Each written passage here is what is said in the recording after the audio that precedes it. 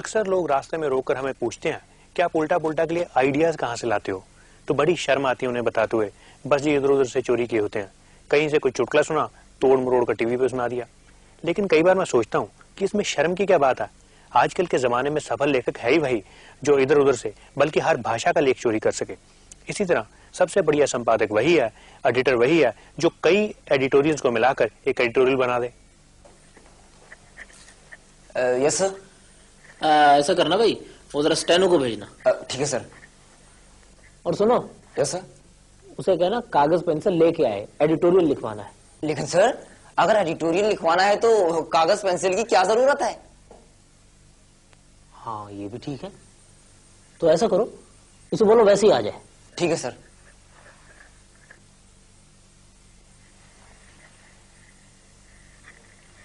Yes sir. भाई ऐसा है, आज का टॉपिक है ड्रिंकिंग वाटर, पीने का पानी। ये 7 अलग अलग अखबार हैं और इन सब में ड्रिंकिंग वाटर पर एडिटोरियल है। ठीक है सर। मैंने इन सब अखबारों में 3-3, 4-4 लाइनें अंडरलाइन कर दी हैं। आप ऐसा करें, आप इन सबको इकट्ठा करके टाइप करके ले आए। सर कौन सी लाइनें पहले टाइप करनी है और बाद में कौन सी? Good question, good question. लाइए, आप ऐसा कीजिए, पहले ये 4 लाइनें ले लीजिए और उसके बाद इस अखबार की 5 लाइनें ले लीजिए। फिर जो 3-4 लाइनें इसमें लिखी हैं, नहीं, या फिर ऐसा कीजिए, ये 3-3 लाइनें सबकी कर लाइए टाइप, एक ही बात है। सर ये बहुत स्ट्रॉन्ग एडिटोरियल बन जाएगा। अरे ये तो कुछ भी नहीं, कल मैं करप्शन पर एक ऐसा एडिटोरियल लिखूंगा कि सारा देश हिल जाएगा। सर वो कैसे? कल मैं 20 अखबारों के एडिटोरियल मिला के एक एडिटोरियल लिखूंगा। बहुत से लोग टीवी वालों को अपने स्केट, नाटक, कहानियां भेजते रहते हैं, लेकिन अकलमंद प्रोड्यूसर वही है जो हर कहानी को अच्छी तरह से पढ़कर वापस कर दे, ये कहकर कि इसमें तो दम ही नहीं है भाई। 1 मिनट भाई, मैं बस ये लास्ट नंबर नोट कर लूं, शाम को टेलीकास्ट होना है ये। जी आप बताइए। मैडम ये बिल्कुल गलत बात है। जब मैं 6 महीने पहले आपके पास ये स्क्रिप्ट लेकर आया था तो आपने कहा था कहानी में दम नहीं है, ये ड्रामा टीवी पर चल नहीं सकता, और पिछले सोमवार आपने वही ड्रामा टीवी पर दिखा दिया। कौन सा ड्रामा भाई, कौन सी स्क्रिप्ट? वही मैडम, काला आदमी। काला आदमी? लेकिन सोमवार को तो हमारे यहाँ से मैला आदमी नाटक दिखाया गया और उसकी कहानी मेरी अपनी लिखी हुई थी, उसकी डायरेक्शन भी मैंने ही दी थी। लेकिन मैडम मैं आप पर मुकदमा करूंगा, वो कहानी मेरी लिखी हुई थी, आपने सिर्फ नाम बदलकर अपने नाम से चला दी। आप मुकदमा कर ही नहीं सकते साहब, क्योंकि मुझे पूरा यकीन है कि वो कहानी आपकी लिखी हुई थी ही नहीं। आप कैसे कह सकती हैं? क्योंकि वो कहानी मैंने न्यूयॉर्क के एक मैगजीन में पढ़ी थी। अच्छा, तो आप भी वही मैगजीन पढ़ते हैं? इसी तरह अगर आप फिल्म प्रोड्यूसर हैं, डायरेक्टर हैं, तो आपको हर बार नया म्यूजिक, नया प्लॉट, नई कहानी ढूंढने की कोई जरूरत नहीं। 2-3 फिल्मों को मिलाकर आराम से एक फिल्म बनाई जा सकती है। और फिल्म लाइन की यह खासियत है कि कोई दावा नहीं कर सकता कि यह कहानी मेरी है, क्योंकि आमतौर पर सारी कहानियां एक जैसी होती हैं। हाँ, अगर आप किसी नई कहानी पे काम करना चाहते हैं तो फिर थोड़ी मेहनत तो आपको करनी ही पड़ेगी। तो लीजिए हाजरीन, अब जो अवार्ड दिया जा रहा है वो है इस साल का कला कलंक फिल्म अवार्ड, यानी कि इस साल के बेहतरीन प्रोड्यूसर डायरेक्टर का अवार्ड। और उसे पाने वाले खुशनसीब हैं मशहूर निर्माता निर्देशक अब्दुल हफीज खान।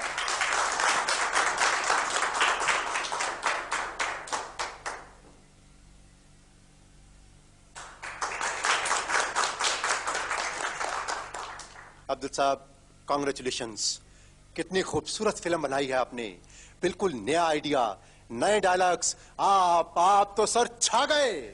बस यूं समझिए कि मेहनत काम आ गई। वैसे 6 महीने तो मुझे फ्रेंच सीखने में लगे हैं। फ्रेंच? लेकिन फिल्म के सारे डायलॉग्स तो हिंदी में है ना सर? लेकिन जिस फिल्म को देखकर मैंने ये फिल्म बनाई वो तो फ्रेंच में थी।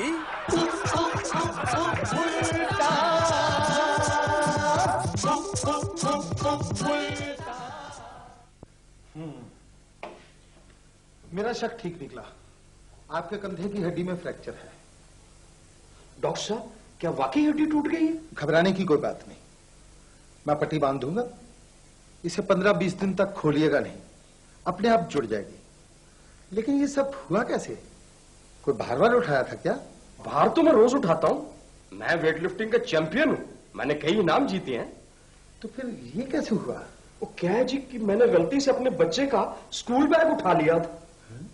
धन्य है हमारे देश के नन्हे मुन्ने बच्चे जो भारी भारी बस्ते अपने कंधों पर उठाते हैं, शायद इसलिए क्योंकि इन्हीं कंधों पर उन्होंने अपने देश का भार उठाना है। अगर ये कंधे मजबूत नहीं होंगे तो वो देश का भार कैसे उठाएंगे? बल्कि शारीरिक भार के साथ साथ उन्हें मानसिक भार उठाने की भी प्रैक्टिस बराबर करवानी चाहिए। अध्यापकों को चाहिए कि वो बच्चों को इतना होमवर्क दें कि बच्चे तो क्या, बच्चों के माँ बाप भी उसे पूरा ना कर पाए। जी साहब। जी, हम अपने बच्चे का होमवर्क करवाना चाहते हैं। अच्छा। आपकी बुकिंग कितने वक्त की? बुकिंग तो हमने नहीं करवाई। बुकिंग नहीं करवाई आपने? जी नहीं। साहब फिर तो बहुत मुश्किल है, क्योंकि यहाँ तो छुट्टियों की होमवर्क की बुकिंग 2-2 महीने पहले हो जाती है। तो अब कुछ भी नहीं हो सकता क्या? आप ऐसा कीजिए, साउथ दिल्ली में पता कीजिए, वहां भी हमारी एक ब्रांच है, हो सकता है वहां आपको एक आध चांस मिल जाए। क्या आपकी होम सर्विस नहीं है? होम सर्विस भी है जी। उसके क्या चार्जेस हैं? मैडम उसके charges 200 rupees per subject. Charges बड़े हाई है। वेल मैडम आप देखिए, होमवर्क भी तो आजकल कितना मिलता है बच्चों को। आप इन्हें देख रही? ये मैं सोच रही थी ये कौन है? ये 1 घंटा किसी बच्चे का मैथमेटिक्स का होमवर्क करवा के आए। अच्छा। और अब 4 घंटे तक इनका सर दबाना पड़ेगा। है?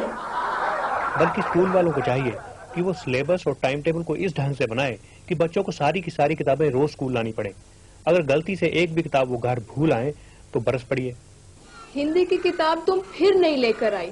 तुम्हें कितनी बार कहा है कि पढ़ाई में सीरियस हो जाओ, लेकिन तुम्हारे कान पे जू तक नहीं सरकती। अब खड़े रहो क्लास के बाहर।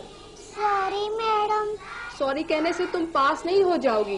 मैडम मैं पास होने की पूरी कोशिश करूंगी। जो बच्चा क्लास में पूरी किताबें ही नहीं लेकर आ सकता वो पास खाक होगा। मैडम लेकिन इस बैग में और किताबें आती ही नहीं। इतना छोटा तुम्हारा बैग है, कहाँ से आएंगी किताबें? हैं? ये और छोटा बैग। भारी बस्तों का सबसे बड़ा फायदा ये होगा कि अगर आपका लाडला डॉक्टर या इंजीनियर ना भी बन पाए, कम से कम कुली वक्त भी बर्बाद कर सकते हैं। यानी कि एक पंथ 2 काज। जीतने की उम्मीद में लाखों रुपया हारा जा सकता है। हारने वाले जुए में अपने बीवियां तक हार गए। साइकिल स्कूटर घड़ी तो चीज ही क्या है। रह क्या गया है? घड़ी, साइकिल, यहाँ तक कि कमीज भी हार चुका हूँ। भाई साहब अभी तो पेंट बाकी है। क्या मतलब? मेरा मतलब पेंट भी लगा दीजिए 50 रुपए में, जीत गए तो 150, और हो सकता है आपकी साइकिल, घड़ी, कमीज सब वापिस आ जाए। और अगर हार गया तो? हार गए तो ये तौलिया दे देंगे, लपेट के घर चले जाना। फर्क सिर्फ इतना है कि फुटपाथ पर बैठे हुए जुआरी को लोग घृणा की नजर से देखते हैं और क्लबों में जुआ फैशन माना जाता है। आधुनिक औरत वही है जो अपने बाल बच्चों की बजाय रम्मी, पपलू, फ्लैश को ज्यादा अहमियत दे। मैंने बोला ना मैं नहीं आ सकती इतनी जल्दी। अभी तो हमने खेलना शुरू किया है, 2 बार पत्ते भी नहीं बांटे। लेकिन मुन्ना रो रहा है। मैंने चुप कराने की कोशिश की, चुप ही नहीं करता। अब ये भी आया उसे बाहर लेकर गई है। आया को बोलो उसका दूध गर्म कर दे, आप उसे कुछ खिलौने वगैरह निकाल देना। मगर तुम कब आ रही हो? मुझे और भी कई जरूरी काम है। मेरी सारी छुट्टी खराब हो रही है। मेरा भी तो दिन खराब हो रहा है। एक तो पत्ते नहीं आ रहे, हारती जा रही हूँ और आप बार बार टेलीफोन किए जा रहे हैं। मीना प्लीज, तुम आ नहीं सकती क्या? What are you talking? It looks so bad. क्या सोचेंगी मेरी सहेलियां? क्या सोचेंगी? यही कि कितनी बैकवर्ड औरत है ये। 3000 हार गई तो उठकर चली गई। इसी तरह हॉस्टल में विद्यार्थियों को पाइथागोरस थ्योरम समझ आए ना आए, न्यूटन लॉ उनकी खोपड़ी में पड़े न पड़े, लेकिन उन्हें ये जरूर पता होना चाहिए कि ताश में 3 इक्के बड़े होते हैं या 3 बादशाह। यार परसों पेपर है, मैं नहीं खेलूंगा। यार अभी कल का सारा दिन पड़ा है, अभी से पढ़ने लगेगा तो परसों तक भूल जाएगा सब। चल घड़ी देख के सिर्फ 2 घंटे के लिए खेलेंगे। 2 घंटे नहीं, 1 घंटा। 1 घंटे के बाद 1 मिनट भी नहीं, बेशक घड़ियां मिला लो। यार हमने कौन सा रॉकेट लॉन्च करना है? ठीक है 1 घंटे के बाद उठ जाएंगे, लेकिन बूट 5 रुपए होगा। 5 रुपए? यार 5 रुपए तो होना ही चाहिए। वैसे भी हमने सिर्फ 1 घंटा खेलना है, मुझे तो 1 घंटे में मजा ही नहीं आता। आज 250 रुपए का मनी रहा है, अभी मैस और कैंटीन वाले के पैसे देने हैं। 1 घंटा हो गया यार, बस करें। ठीक है, मर्जी है। मैं तो 200 रुपए हार गया, 50 रह गए सिर्फ। 100 रुपया तो अभी कैंटीन वाले को देना है। चल जीत कर बराबर कर देना कल। कल कहाँ टाइम मिलेगा यार, 1 घंटा और ना खेलने। भाई 1 घंटे में क्या मजा आएगा, कम से कम 2 घंटे तो होने चाहिए। नहीं यार, मैं तो 3 घंटे से कम नहीं खेल सकता, मुझे मजा ही नहीं आता। चल यार जितनी देर मर्जी खेल लेना, पत्ते तो बांट। ठीक है, अब टाइम का कोई चक्कर नहीं है। लेकिन चौकीदार को तो बोल दे। वो क्या, बस इम्तिहान से आधा घंटा पहले याद करा दे। जिस लड़के को शुरू से ही लॉटरी का चस्का हो, शर्त लगाने का शौक हो, बड़ा होकर एक अच्छा जुआरी बन सकता है। इसी तरह एक लड़के को शर्त लगाने की बहुत आदत थी। एक दिन क्लास में बैठा अपने मास्टर जी की दाढ़ी को घूर रहा था। मास्टर जी ने कहा, क्यों बे, क्या बात है? लड़के ने कहा, सर आपकी दाढ़ी नकली है। मास्टर ने कहा, नहीं। लड़के ने कहा, सर हो ना हो आपकी दाढ़ी है नकली। मास्टर जी ने कहा, मैं कह रहा हूँ असली है। लड़के ने कहा, ये शर्त हो जाए 100 रुपए की। मास्टर जी ने कहा, ठीक है। लड़के ने दाढ़ी पकड़कर देखी, खैर दाढ़ी असली थी, शर्त हार गया। शाम को लड़के के पिताजी मास्टर जी से बाई चांस मिले और पूछने लगे, मेरे बेटे ने आपसे कोई शर्त तो नहीं लगाई? वो बोले, हाँ लगाई थी, उसने 100 रुपए की शर्त लगाई थी और हार गया, और मुझे उम्मीद है कि उसे ऐसा सबक मिला है कि आगे से कभी शर्त नहीं लगाएगा। पिताजी बोले, हो उसने मेरे से भी शर्त लगाई थी 200 रुपए की और वो जीत गया। बोले, वो क्यों? जी वो कह रहा था कि सारी क्लास के सामने मास्टर जी की दाढ़ी पकड़ सकता है।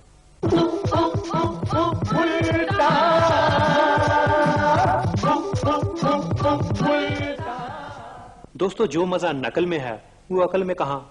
माना कि नकल के सहारे पास होने वाले विद्यार्थी के ज्ञान में कोई बढ़ोतरी नहीं होती, लेकिन ज्ञान ध्यान से हमें क्या लेना? हमारा मकसद तो सिर्फ पास होने तक का है। एक बार पास हो गए तो डिग्री मिल गई, डिग्री मिल गई नौकरी मिल गई, नौकरी मिल गई तो कुर्सी पर बैठ गए, और एक बार कुर्सी पर बैठ गए फिर कौन पूछता है कि नकल की थी या नहीं। वैसे भी लोग सलाम तो कुर्सी को ही करते हैं, चाहे उस पर गधा बैठे या घोड़ा।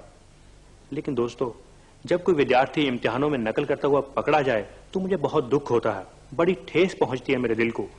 एक तरफ तो इंसान चांद पर पहुंच गया, दूसरी ओर नकल के वही घिसे पिटे पुराने तरीके।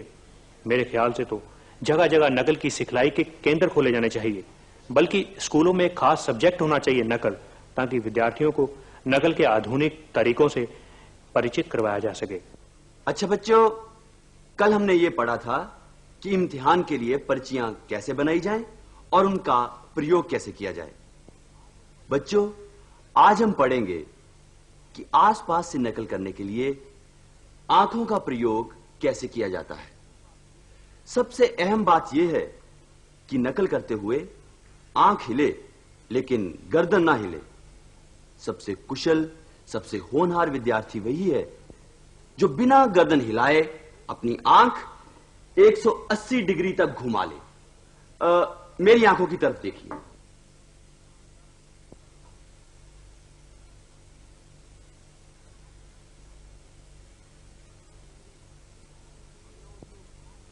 अबे ओ उल्लू, ध्यान से देख ले इधर, फिर नकल करता पकड़ा गया तो कहेगा मास्टर जी ने अच्छी तरह से पढ़ाया नहीं। हाँ समझे? अच्छा, अब एक सवाल लिखो। एक विद्यार्थी के पास 3 पर्चियां हैं, उसे पास होने के लिए 33 नंबर चाहिए। बताओ वो किस हिसाब से नकल मारे कि पास भी हो जाए और पकड़ा भी ना जाए, जबकि सुपरवाइजर की ऐनक का नंबर 4 दिया गया है। आप चाहे आस्तिक हैं या नास्तिक, लेकिन इम्तिहान के दिनों में भगवान को याद करना कभी मत भूलिए, बल्कि अपना पूरा मन लगाकर प्रार्थना करिए। हे भगवान, आज मुझे ऐसी जगह पे सीट दिलवाना जहां से मुझे नकल मारने में कोई भी परेशानी ना हो, जहां से मैं तो सुपरवाइजर को देख सकूं लेकिन सुपरवाइजर ना मुझे देख सके। हे भगवान, अपने इस भगत के सिर पे हाथ रखना ताकि मेरी कोई भी किताब या पर्ची पकड़ी ना जाए। क्योंकि एग्जामिनेशन हॉल में अगर आपकी सीट ही किसी निकम्मी जगह पे है तो नकल आप खाक करेंगे। एक विद्यार्थी ने जब अपना रिजल्ट कार्ड अपने पिताजी को दिखाया तो वो बरस पड़े, तुम्हें शर्म आनी चाहिए, इतने कम नंबर लिए हैं तूने, क्या हो गया था तुम्हारे दिमाग को? तो वो बोला, डैडी इसमें मेरा क्या कसूर है, जो लड़का मेरे आगे बैठा था उसे कुछ आता ही नहीं था।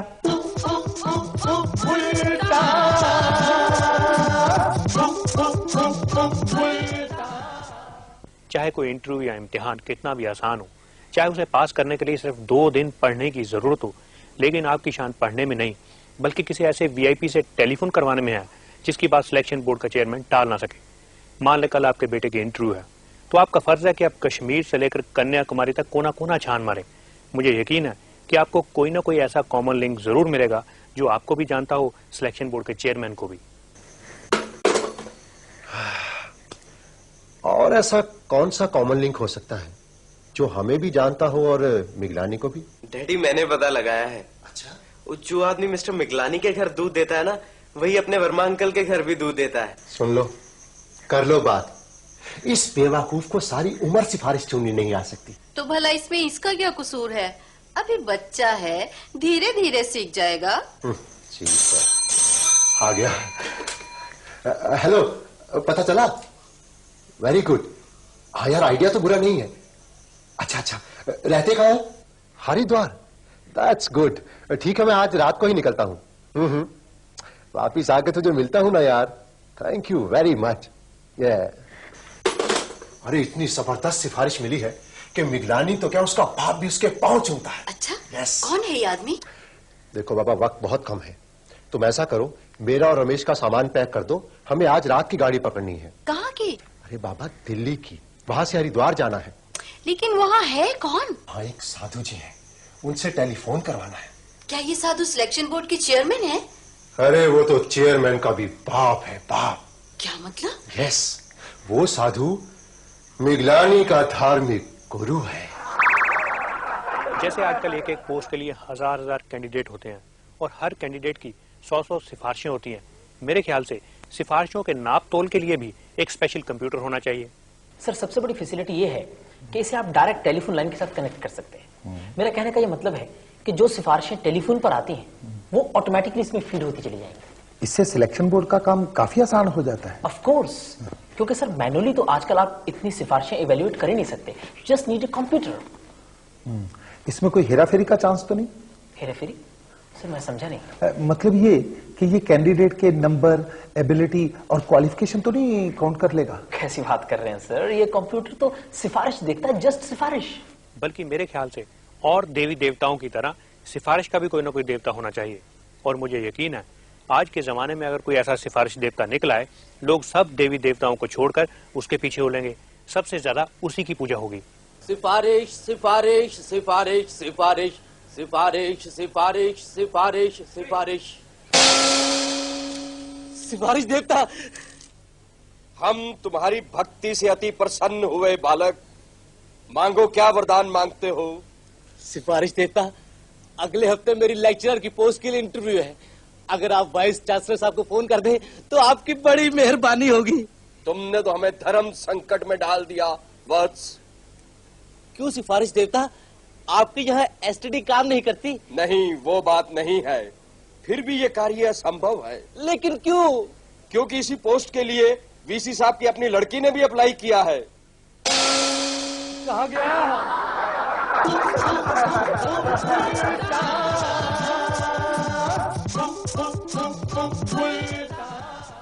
बहुत से लोग सिर्फ इसलिए चीजें खरीद लेते हैं क्योंकि सेल लगी हुई है जी। कीमतों पे चाहे 50% छूट हो या 5, चीज चाहे काम की हो या ना, बुद्धिमान ग्राहक वही माना जाता है जो ऐसा मौका हाथ से जाने ना दे। नमस्ते भाई साहब। नमस्ते जी। नमस्ते। अरे आपको कितनी देर हुई दफ्तर से आए? बस अभी आगे बैठे हैं दफ्तर से।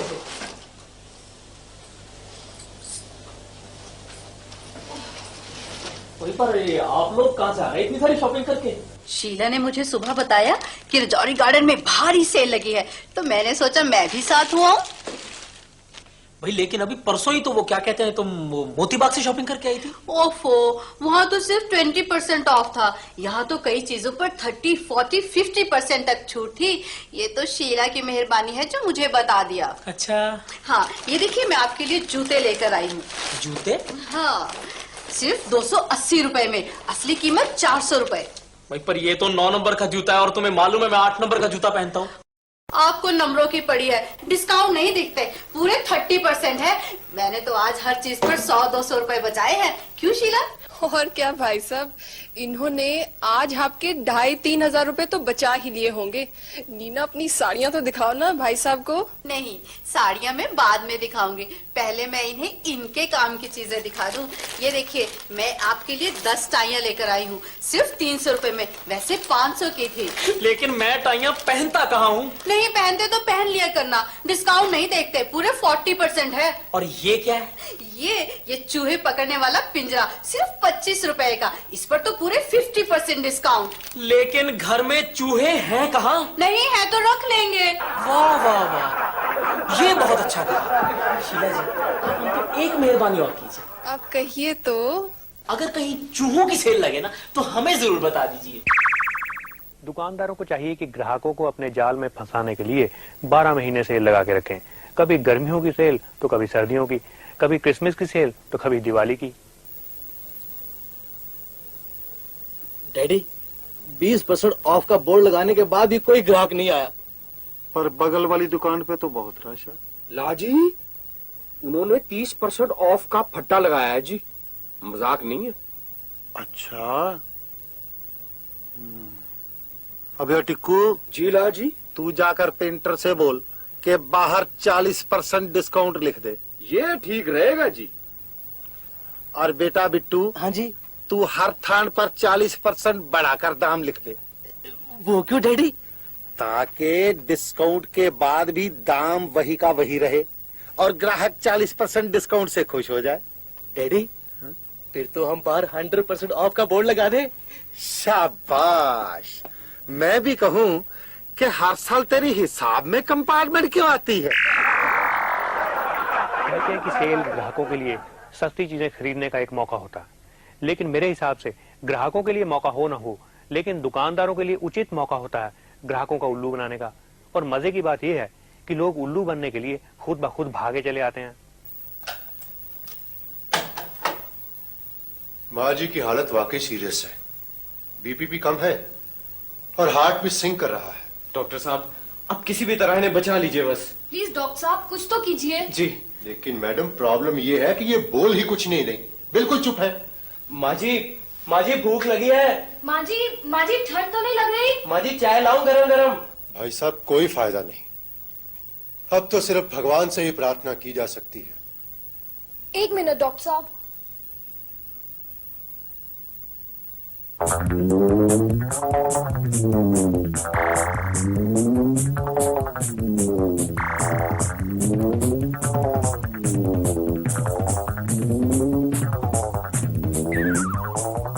माँ जी शॉल। ये तो अचंबा हो गया। बहन जी, आपने माता जी के कान में कहा क्या था? कुछ भी नहीं, मैंने तो सिर्फ इतना कहा था कि माँ जी, मॉडल टाउन में बहुत बड़ी सेल लगी है। भाई, अगर आप बिजनेसमैन हैं, आपका कामकाज नहीं चल रहा, चीजें नहीं बिक रही, ग्रैंड क्लियरेंस सेल का ऐलान कर दें। लोग डिस्काउंट के लालच में भागे चले आएंगे और आप मौका देकर उनकी जेबें क्लियर कर दें, जेबें साफ कर दें और क्लियरेंस सेल को सफल बनाएं।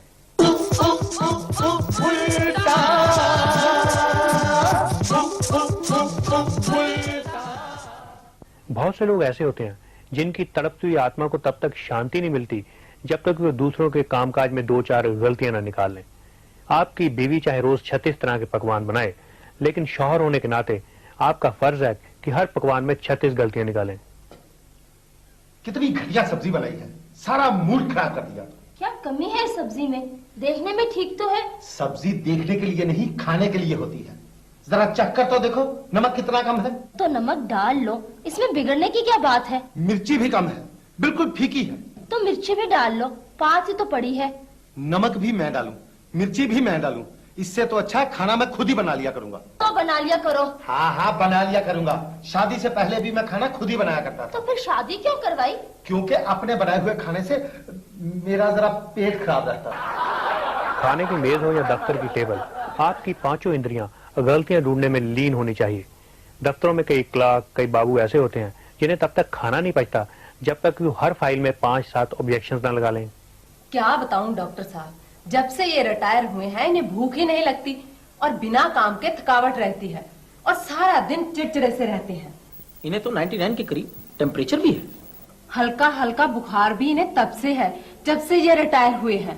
खैर आप घबराइए नहीं, ऐसा करते हैं, ये 12 फाइलें हैं, इनमें प्रमोशन के और इंक्रीमेंट के कुछ डमी केसेस हैं। आप ये फाइलें ले जाएं, एक फाइल सुबह, एक फाइल शाम को इन्हें ऑब्जेक्शंस लगाने के लिए दे दिया कीजिए। ऑब्जेक्शंस लगाने के लिए? हाँ हाँ, जैसे जैसे ऑब्जेक्शंस लगाएंगे, लोगों के प्रमोशन केसेस में अड़चने डालेंगे, उनकी गलतियां निकालेंगे, इनकी भूख अपने आप नॉर्मल होती चली जाएगी। है? रिश्तों के मामलों में लड़की वालों के नुक्स निकालना लड़के वालों का जन्मसिद्ध अधिकार है। आपके अपने लड़के की शक्ल चाहे किसी बूढ़े उल्लू से मिलती हो, लेकिन दूसरे की लड़की में 1000 नुक्स निकालिए। लड़की तो हमें पसंद है, घर बार भी अच्छा है, लेकिन क्या बहन जी, लड़की सुंदर है, पढ़ी लिखी है, घर का कामकाज भली भांति जानती है, आपके सुशील के लिए बहुत अच्छी रहेगी। वो तो सब ठीक है भाई साहब, लेकिन लड़की के चश्मा लगा हुआ है और सुशील बिना चश्मे वाली लड़की चाहता है। क्यों सुशील? जी बिल्कुल है। अरे बहन जी, लड़की तो फिर भी कॉन्टैक्ट लेंस लगवा लेगी, आप अपने बेटे का निशाना तो ठीक करवाइए जरा। सास को बहू से शिकायत होनी चाहिए और बहू को सास से। कला से आप चाहे कोसों दूर हो, लेकिन आपकी कलाकारी इसी में है कि हर कलाकार को कोसिए। इसी तरह एक महफिल में एक औरत गाना गा रही थी, एक सज्जन अपनी आदत से मजबूर लगे उसे कोसने। क्या बकवास गा रही है यार, ना कोई सुर ना कोई लय, पता नहीं कौन है ये औरत। तो पास एक भाई साहब खड़े थे, वो बोले ये आपको पता नहीं, ये मेरी बीवी है। वो एकदम अपनी बात बदलते हुए बोले, नहीं मेरा मतलब ये नहीं था, गा तो फिर भी ठीक रही है, लेकिन लिखा बहुत बकवास है, पता नहीं किस बेवकूफ ने लिखा है। वो भाई साहब फिर बोले, माफ करना ये मैंने ही लिखा है। ठहरिए, मुझे पता चल गया कि आप मुझे भी कोस रहे होंगे कि क्या बकवास उल्टा पुल्टा यार, ये तो चुटकुला ही बहुत पुराना था।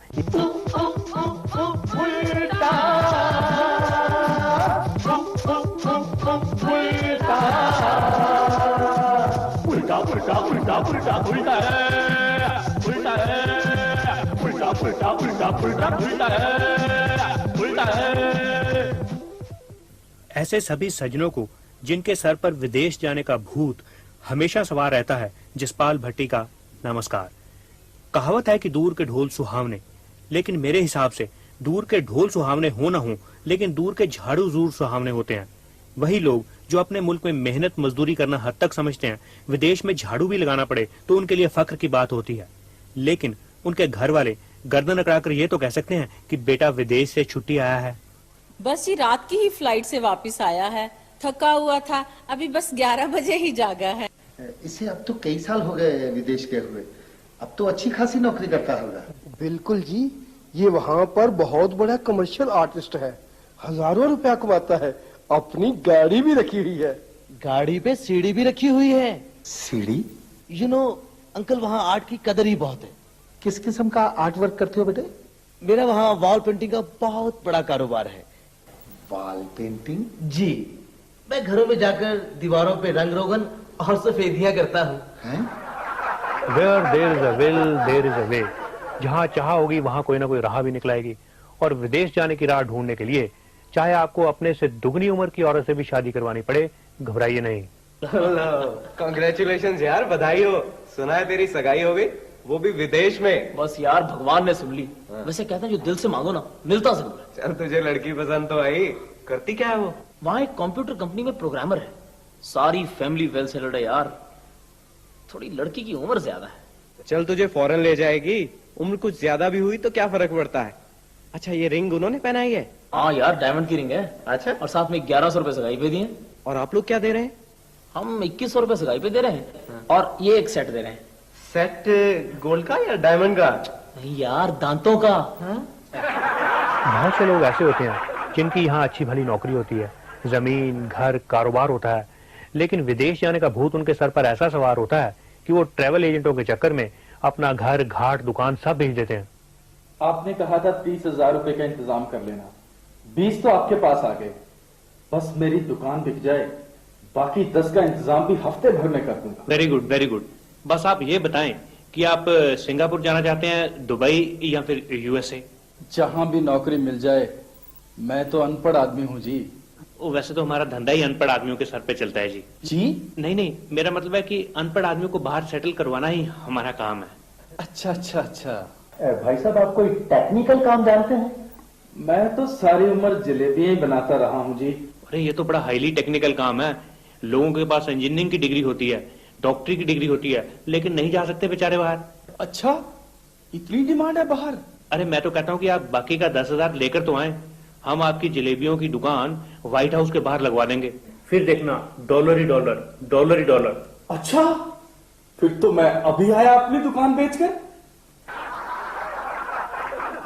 गुरुजी, ये पैसे ले तो आएगा ना? अगर ले आया ना तो समझो कि टिकट का इंतजाम तो हो गया। किसका है? इसका? अरे नहीं भाई, मेरा।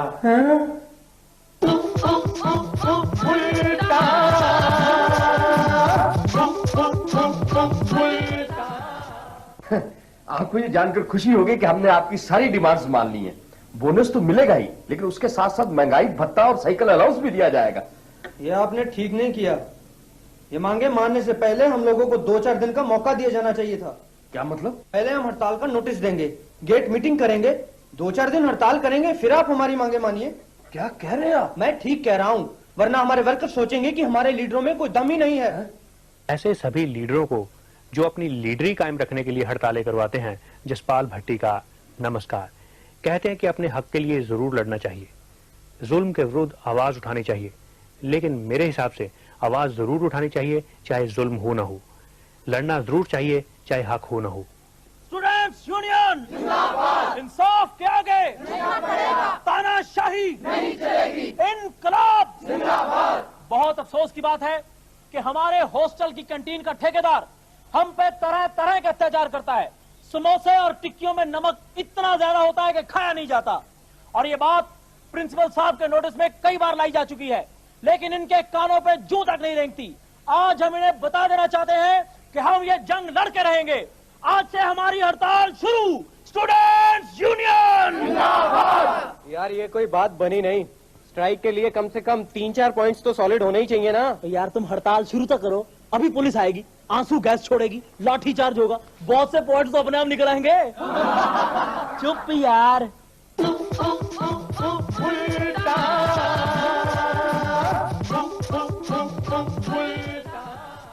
एक आदमी ट्रैक सूट पहने हुए ग्राउंड में भाग रहा था। मैंने उससे पूछा, भाई रोज ऐसे ही भागते हो? बोला, जी भागना तो पड़ता ही है, बहुत प्रैक्टिस करनी पड़ती है। मैंने पूछा, किसी टूर्नामेंट की तैयारी कर रहे हो? वो बोला, नहीं जी मेरी दिल्ली बदली हो गई है, मैं बसें पकड़ने की प्रैक्टिस कर रहा हूँ। 80 करोड़ की जनता में कितने कम लोग हैं जिनका लक्ष्य वाकई अंतर्राष्ट्रीय खेलों की तैयारी करना है, अपने देश के लिए स्वर्ण पदक जीतना है। और ये लक्ष्य होना भी नहीं चाहिए, क्योंकि अगर एक भी गोल्ड मेडल आ गया तो हमारी बनी बनाई शान बिगड़ जाएगी। बल्कि हमें उन खिलाड़ियों को सम्मानित करना चाहिए जो दौड़ में आखिरी नंबर पर आते हैं, हॉकी और फुटबॉल में ज्यादा से ज्यादा गोल करवाते हैं। आप हैं हमारी टीम के महान खिलाड़ी, मशहूर गोलकीपर, कई बार सम्मानित किए जा चुके हैं। 1980 में आपने 8 गोल करवाए, 1981 में 7 गोल और 1982 में 12 गोल। क्या आप बता सकते हैं कि आपकी कामयाबी का राज क्या है? बस इसे नेचुरल टैलेंट ही कहिए, यूं कहिए कि खुदा की देन है। लेकिन 1982 में जो आपने 12 गोल करवाए वो कैसे करवाए, जरा ये बताइए। एक्चुअली क्या है कि उस वक्त मेरा पाउंस हो गया था और मैं जहाँ खड़ा था वहाँ खड़ा का खड़ा ही रह गया। फिर तो दाद देनी पड़ेगी सिलेक्शन कमेटी की, जिन्होंने इतना रिष्ट पुष्ट खिलाड़ी खोज निकाला। कहाँ जी, ये तो यूं कहिए कि उन्हें घर बैठे बिठाए हीरा मिल गया। घर में ही? सिलेक्शन कमेटी के जो चेयरमैन है ना, मेरे पिताजी तो हैं। खिलाड़ियों की सिलेक्शन खेल कूद के आधार पर नहीं बल्कि जान पहचान के आधार पर होनी चाहिए। एक अच्छी टीम तभी बन सकती है जब सिलेक्शन कमेटी के हर मेंबर का ध्यान रखा जाए। बड़ी हैरानगी की बात है कि आपको सिलेक्शन कमेटी का एक भी मेंबर नहीं जानता और आप सिलेक्ट होते होते यहाँ फाइनल सिलेक्शन तक आ पहुंचे। ऐसे तो हम आपको अपनी टीम में नहीं रख सकते। कल आप गलती से दूसरी टीम पर 4 गोल कर दें, इसकी जिम्मेदारी कौन लेगा? सर मैं आपको पूरा यकीन दिलाता हूं कि अगर आप मुझे अपनी टीम में रखेंगे तो इससे आपको फायदा ही होगा। लेकिन टीम के लिए तुम्हारी क्या कंट्रीब्यूशन होगी? सर मेरे पिताजी कस्टम्स में काम करते हैं और जब आपकी टीम फॉरेन से वापस आएगी तो आपके वीसीआर भी तो क्लियर करवाने होंगे। खिलाड़ियों और प्रबंधकों का लक्ष्य सिर्फ इतना होना चाहिए कि विदेश का चक्कर लग जाए और थोड़ी बहुत शॉपिंग हो जाए। रही बात इज्जत की, पैसे की, वो जिसकी किस्मत में हो उसे हारने के बाद भी मिल ही जाता है। सर मैं एक बैट बनाने वाली कंपनी से आया हूँ और सर ये मेरा कार्ड है। भाई काफी नाम सुना आपकी कंपनी का। आपकी ही कंपनी है ना जिसने पिछले साल किसी देश के खिलाड़ी को 1 लाख रुपए सिर्फ इसलिए दिया था कि वो आपकी कंपनी के बनाए हुए बैट से खेलता है? बिल्कुल जी। अगर कोई इतना अच्छा खिलाड़ी हमारी कंपनी के बनाए हुए बैट से खेलता है तो कितना नाम होता है हमारी कंपनी का। और आपके सेल्स भी प्रमोट होते हैं। सर इसी सिलसिले में मैं आपके पास आया हूँ। हम आपको 2 लाख रुपए देने को तैयार हैं। 2 लाख रुपए और मुझे? लेकिन भैया मैंने तो पिछले कई सालों से कोई रन ही नहीं बनाया, और वैसे भी हमारी टीम आखिरी नंबर पर है। सर इसीलिए हम चाहते हैं कि आप 2 लाख ले लें, लेकिन हमारी कंपनी के बनाए हुए बैट से खेलना छोड़ दें।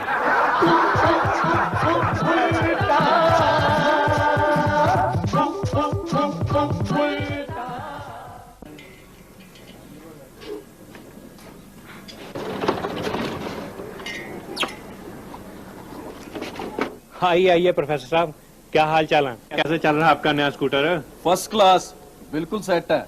50 की एवरेज दे रहा है। अच्छा, इसका मतलब अभी गाड़ी को हमारे हाथ लगे नहीं? क्या? कुछ नहीं, मैं तो कह रहा था कि गाड़ी की एवरेज अच्छी है। हाँ बिल्कुल अच्छी है, और वैसे भी ये गाड़ी हाफ किक में स्टार्ट होती है, लेकिन आज सुबह 2-3 किक लगानी पड़ गई। अब मैंने सोचा चलो जाकर प्लग ही साफ करवा लें। ओह, प्लग की कौन सी बात है जी, अभी करवा देते हैं। और छोटे, हाँ जी, खोल दे जरा प्लग। ओ मिस्त्री जी, नई गाड़ी है, आप जरा खुद साफ करना।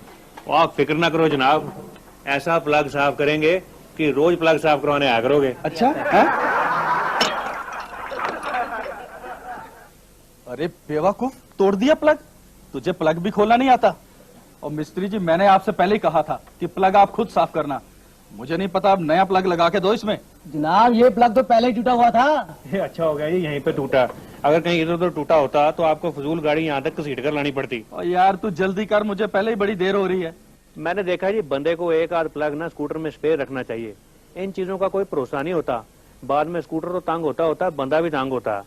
पर मैंने देखा है कि प्लग को अगर महीने में एक बार भी साफ करवा लो तो प्लग का कुछ नहीं बिगड़ता। अरे अरे अरे, ये तो कभी आधी किक से ज्यादा खाता ही नहीं। प्रोफेसर साहब, ऐसे स्कूटर का क्या फायदा जो 15-20 किकों से पहले ही स्टार्ट हो जाए? कम से कम अड़ोसी पड़ोसियों को पता तो लगना चाहिए कि आपके पास स्कूटर है। आप मेरे स्कूटर का मजाक उड़ा रहे हैं? नहीं नहीं, मैं तो आपके पड़ोसियों का मजाक उड़ा रहा था। और छोटे, और कार्बोरेटर खोल के देख यार, वैसे न किके मारता जा। अच्छा जी। उस्ताद जी, इसका तो जेटी खराब है। बदल दे फिर, देखता क्या है? यार आप कमाल कर रहे हैं, और गाड़ी के नुक्स ही निकालते जा रहे हैं। जनाब, नई गाड़ी के नुक्स निकालना कौन सा आसान काम है? पुरानी गाड़ी के नुक्स तो सभी निकाल लेते हैं। और छोटे, तो यार इग्निशन कॉइल चेक कर ले, देख ले करंट भी आ रहा है या नहीं। अच्छा उस्ताद जी। प्रोफेसर साहब, गाड़ी का कहीं एक्सीडेंट हुआ लगता है? और मैं तो इस पर मक्खी नहीं बैठने देता, तुम एक्सीडेंट की बात कर रहे हो ना हो, गाड़ी कहीं टकराई है जी, इसका चिमटा टेढ़ा। और चिमटा मैं फिर ठीक करवा लूंगा, तुम गाड़ी स्टार्ट करवाओ और मैं जाऊं। ठीक है जी, गाड़ी तो अभी 2 मिनट में स्टार्ट लो, लेकिन मेरे ख्याल से बंदे को ये चिमटा जरूर सीधा करवा लेना चाहिए। वो बेकरी वालों का पप्पू था ना, उसका भी चिमटा टेढ़ा था। ऐसा एक्सीडेंट हुआ कि 3 महीने से अस्पताल में पड़ा। अच्छा, तो फिर कितनी देर का काम है? वही जी, आधे घंटे में गाड़ी तैयार समझो। आपको कोई छोटा मोटा काम है तो आप हुआ ही है। हाँ, मुझे बैंक में थोड़ा काम है। अच्छा, मैं होकर के आता हूँ। देखो भाई, तुम जरा खुद ध्यान से गाड़ी ठीक करना है। वो आप फिक्र ना करो जनाब। हाँ जी मिस्त्री जी, कहाँ गया मेरा स्कूटर? अच्छा अच्छा, कोई ट्राई लेने गया है। कमाल है प्रोफेसर साहब, आप अपने स्कूटर को नहीं पहचानते, आपके सामने पड़ा है। ये मेरा स्कूटर है? आपने तो इसे सारा ही खोल दिया, वो भी मुझे पूछे बिना। जनाब, इसमें तो नुक्स ही बहुत थे, एक एक पुर्जे में 2-2, 3-3, 4-4 नुक्स। हमने सोचा वो खोला ही है तो इसे ओवरऑल भी करवा दिया जाए। खबरदार, मेरे स्कूटर को अगर और खोलने की कोशिश की तो मैं कहता हूँ हाथ नहीं लगाना इसे, मैं अपने आप ठीक करवा लूंगा कहीं से भी। तो ठीक है, करवा लेना। छोटे, रख दे स्कूटर को इकट्ठा करके जरा रिक्शे पे। अच्छा जी। और रिक्शा? ठीक है, मैं तुम्हें देख लूंगा, तुम्हारी रिपोर्ट करवा दूंगा और तुम्हें अंदर भी करवा दूंगा। और ठीक है, ये लो अपना हैंडल और ये पकड़ो अपनी लाइटें। ठीक है, और चल भी रिक्शे वाले सीधा थाने। जनाब, ऐसे तो नहीं जा सकते आप। क्यों नहीं जा सकता मैं? पहले आप 135 रुपए निकालिए। 135 रुपए? वो किस चीज के? ये स्कूटर खोलने की मेहनत मजदूरी, और क्या।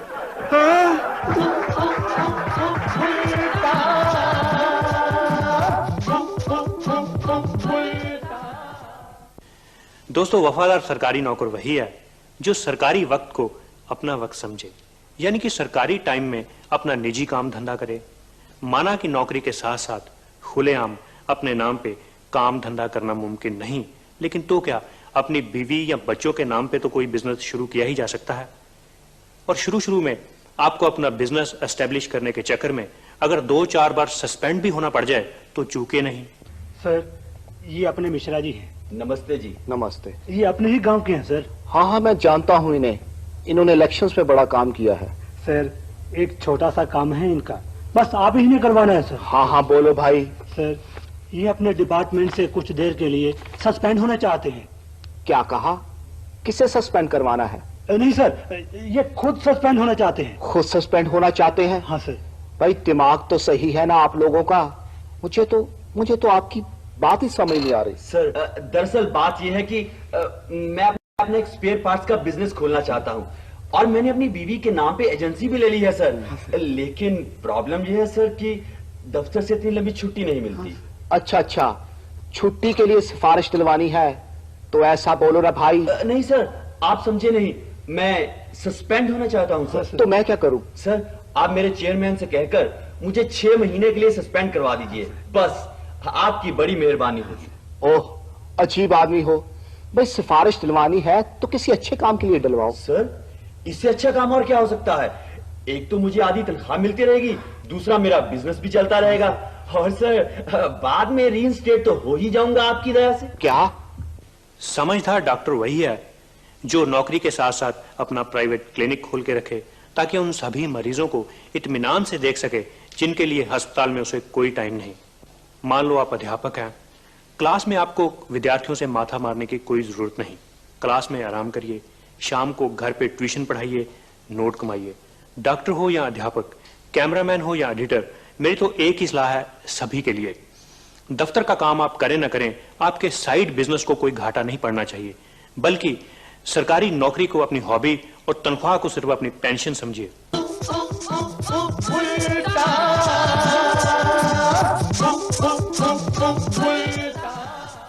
लाइब्रेरी का मकसद ये होता है कि विद्यार्थियों को सारी किताबें मोल न लेनी पड़े। जो किताब उन्हें चाहिए इश्यू करवाएं, पढ़ें, पढ़कर वापस कर दें। लेकिन मेरे हिसाब से फिजूल इतनी किताबों का भार उठाने का क्या फायदा? जो 1-2 पन्ने आपके काम के हैं उन्हें फाड़िए, जेब में डालिए लाइब्रेरी से बाहर, ताकि बाकी की किताब किसी और के काम आ सके। यार, अगर मुझे ऑर्गेनिक केमिस्ट्री की किताब मिल जाए तो मैं सारा सेमेस्टर उसे वापस ना करूं। वापस नहीं करेगा ना तो 15-20 रुपया फाइन लग जाएगा। फाइन 15-20 रुपए लगेगा ना? वहाँ बाजार में किताब 80 रुपए की है। फिर तो उसे कोई ना कोई इश्यू करवा के ले गया होगा। अरे मिल गई यार, इसे कहते हैं किस्मत। अब ना मैंने वापस किया इसे। अरे यार, इसमें तो ये 60 से 90 तक पेज ही गायब हैं। चलिए किसी और से नोट कर लेना यार। नहीं यार, यही 30 पेज तो हमारे सिलेबस में है। शुक्र है सारी किताब सिलेबस में नहीं है। क्या मतलब? वरना सारी की सारी किताब गायब होती। हाँ, कुछ विद्यार्थी ऐसे भी होते हैं जो लाइब्रेरी की किताब से पन्ने गायब करना किताब की बेइज्जती समझते हैं। उनका विचार ये होता है, उनका मतलब ये होता है कि अगर गायब करना ही है तो किताब की किताब गायब की जाए। ओफो मास्टर जी, ये क्या कर दिया आपने? भाई आपसे कितनी बार कहा था कि अंदर वाली जेब बड़ी लगाना, आपने फिर इतनी छोटी लगा दी है। जेब तो काफी बड़ी है, आप जरा हाथ डालकर तो देखिए। मास्टर जी, मैंने स्पेशली आपको साइज लिखवाया था कि जेब की चौड़ाई 8 इंच और लंबाई कम से कम 10 इंच होनी चाहिए, और वो आधा मीटर कपड़ा भी आपको फालतू दिया था। इतनी बड़ी जेब, वो भी अंदर वाली? ओफो मास्टर जी, अब मैं आपको कैसे समझाऊं? आप ऐसा करो, ये किताब रख लो। जेब ऐसी होनी चाहिए कि उसमें इस साइज की किताब आसानी से आ जाए, लेकिन कोट के बटन बंद करने पे बाहर से नजर नहीं आनी चाहिए। क्या मतलब? मतलब ये कि जिस लाइब्रेरी का मैं मेंबर हूं ना, उसकी ज्यादातर किताबें इसी साइज की हैं। लाइब्रेरी की किताब पढ़ते पढ़ते पेन पेंसिल से निशानियां लगा देना, तरह तरह के डिजाइन बना देना, हर पन्ने पे अपने कमेंट्स लिख देना, एक सुलझे हुए पाठक की निशानियां हैं। कहने का मतलब यह है कि अगर किताब लाइब्रेरी की है, उसके साथ ऐसा सौतेला व्यवहार करें, उसे इस ढंग से पढ़ें कि वो बाद में और किसी के पढ़ने के काबिल न रहे। बेटी, कोई खास किताब ढूंढ रही हो क्या? यस सर, यहाँ एक प्रेमचंद की कहानियों की किताब थी सर। मैं कल ही वापस करके गई थी सर। बेटी, प्रेमचंद के बारे में एक बात तो माननी पड़ेगी कि उसने जो भी लिखा है कमाल का लिखा है, और इतना नियर टू रियलिटी है कि बस पूछो मत। वो किताब बहुत अच्छी है, जरूर किसी और ने इश्यू करवा ली होगी। लेकिन सर, मेरी मम्मी ने कहा है कि अगर वो किताब तुम्हें शाम तक भी ना मिले तो उसे ढूंढते रहना बस। धन्य है आपकी मम्मी जिन्हें इतने अच्छे लिटरेचर का शौक है। बेटी मेरे पास उस किताब की एक पर्सनल कॉपी है, अगर तुम कहो तो मैं तुम्हें वही दे देता हूँ। ओफो सर वो तो ठीक है, लेकिन वो दूध वाले का क्या होगा? प्रेमचंद का दूध वाले से क्या संबंध? सर आप समझते नहीं, उसके आखिरी पन्नों पे मेरी मम्मी ने दूध वाले का हिसाब जो लिखा था।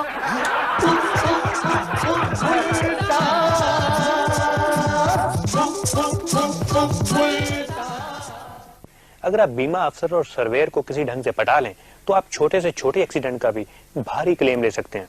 10,000 के नुकसान को 20,000 का नुकसान सिद्ध कर देना ये बीमा अफसर और सर्वेयर की ही करामात मानी जाती है। कहानी कोई नहीं जनाब, आप हुक्म करें, आपकी गाड़ी का 20,000 तो दिलवा ही देंगे। आप सिर्फ ये याद करके बता दें कि एक्सीडेंट की डेट क्या थी। मिस्टर खुराना। Yes sir. वो तो एक माइनर एक्सीडेंट था, कुत्ते से गाड़ी टकराई थी, उससे तो बम्पर भी अच्छी तरह नहीं टूटा। कहानी कोई नहीं जनाब, एक्सीडेंट तो एक्सीडेंट ही है ना, और फिर माइनर को मेजर बनाना तो हमारा काम है। आप हमारे फोटोग्राफर को नहीं जानते। अच्छा। Yes sir. मुझे क्या क्या फॉर्मेलिटीज करनी पड़ेंगी? कहानी कोई नहीं जनाब, सारा कुछ हम खुद कर लेंगे। आखिर आपकी पर्सनल गाड़ी है, 2 दिन में चेक आपके हाथ में होगा। बड़ी क्विक सर्विस है आपकी। सर तभी तो कहता हूँ कि आप अपनी कारपोरेशन की सारी गाड़ियों की इंश्योरेंस हमारी कंपनी से करवाएं, यानी हमारा भी कुछ थोड़ा हाँ वो तो हम करवा ही लेंगे। हमारी 100 के करीब गाड़ियां हैं, कुछ यहाँ है कुछ फील्ड में। Thank you sir, thank you sir. वैसे मैं भी कोशिश करूंगा कि 6 महीने में आपका एक और एक्सीडेंट करवा दूं। क्या मतलब? कहानी ही कोई नहीं जनाब, मेरा मतलब है आपको एक और क्लेम दिलवा दूं। बिना एक्सीडेंट के? कहानी कोई नहीं जनाब, आप एक्सीडेंट की बात करते हैं, हमने तो कई ऐसे दोस्तों को क्लेम दिलवाया जिनके पास गाड़ी ही नहीं है। इसी तरह अगर आप किसी फैक्ट्री के मालिक हैं तो कई बार आपको महसूस होगा कि फैक्ट्री को चलाने में इतना फायदा नहीं जितना कि उसको जला देने में। तो अब हमें चाहिए रॉ मटेरियल, 20 किलो के करीब पुरानी रबड़, 30 किलो के करीब पुरानी बोरियां और 15 किलो के करीब कागज की रद्दी। सर कहीं से अगर पुराना स्क्रैप और टूटी फूटी मशीनरी मिल जाए तो बेहतर है। उसका इंतजाम मैं कर लूंगा। डैडी ये कोई नया फॉर्मूला है साइकिल के पार्ट्स बनाने का? बेटे अभी तुझे मैन्युफैक्चरिंग का एक्सपीरियंस नहीं है, धीरे धीरे सब आ जाएगा। सर अगर आपकी बात इंश्योरेंस वालों से पक्की हो गई है तो मैं मिट्टी के तेल का इंतजाम करूं? वो मैं कर लूंगा, लेकिन आपने ये वर्कआउट किया है कि कुल कितना खर्चा आएगा फैक्ट्री को आग लगाने में? जी हाँ, 1 लाख रुपए का खर्चा और 3 लाख प्रॉफिट। लेकिन खर्चा कुछ ज्यादा नहीं? सर 70-72 हजार रुपए तो इंश्योरेंस का क्लेम लेने में लग जाएंगे, फिर ये भी तो इन्वेस्टमेंट है। डैडी ये फॉर्मूला तो बिजनेस मैनेजमेंट की किताब में है ही नहीं। जब से तू MBA करके आया है तेरा तो दिमाग ही चलना बंद हो गया है। बेटे ये फार्मूले किताबों में नहीं होते। जब से पशुओं की इंश्योरेंस की नई स्कीमें आई हैं, झूठे क्लेम लेने और देने वालों के धंधे को और भी 4 चांद लग गए हैं। इसलिए आप गाय भैंस खरीदें ना खरीदें, लेकिन बैंक से लोन जरूर ले लें। भेड़ बकरियां रखें ना रखें, लेकिन उनकी इंश्योरेंस जरूर करवा लें। क्या हाल है तुम्हारी नई भैंस का रामू काका? बहुत बढ़िया है बिहारी बाबू, जब से ही आई है हमार दिन ही फिर गवा है। हर रोज 200-300 की आमदन हो जात है। अच्छा कितना दूध देत है? दूध तो ही देत ही नहीं। दूध नहीं देत तो का डायरेक्ट आइसक्रीम देत है? अरे भैया इसकी तो डिमांड ही बहुत है, हर रोज कोई ना कोई किराए पर ले जाता है इको। किराए पे? तो काई शादियों में बैंड के साथ डांस करत है? अरे नहीं बचुआ, लोग इको किराए पर ले जाते हैं, इंस्पेक्शन करवाई के इंश्योरेंस करवाई दे है इकी। फिर का बाद में भैंस को कागजों में मरा साबित करके झूठा क्लेम खुद ले जाते है और भैंस हमें वापस कर देता है। अरे वाह भैया, आमदन की आमदन और ऊपर से भैंस अमर शहीद। एक औरत की प्याज काटते हुए उंगली कट दी। उसने सर्वेयर से मिल मिलाकर कंपनी से 20 लाख का क्लेम ले लिया। बात कंपनी के बड़े अफसरों तक पहुंची। उन्होंने सर्वेयर से पूछा, भाई आपने उस औरत की उंगली की कीमत 20 लाख कैसे बना दी? तो उसने कहा, जी आप उसके पति को नहीं जानते, वो 20 लाख की जायदाद का मालिक है। तो उन्होंने पूछा, भाई इससे उसकी उंगली का क्या संबंध? वो बोला, जी इसी उंगली पे तो वो अपने पति को नचाती थी।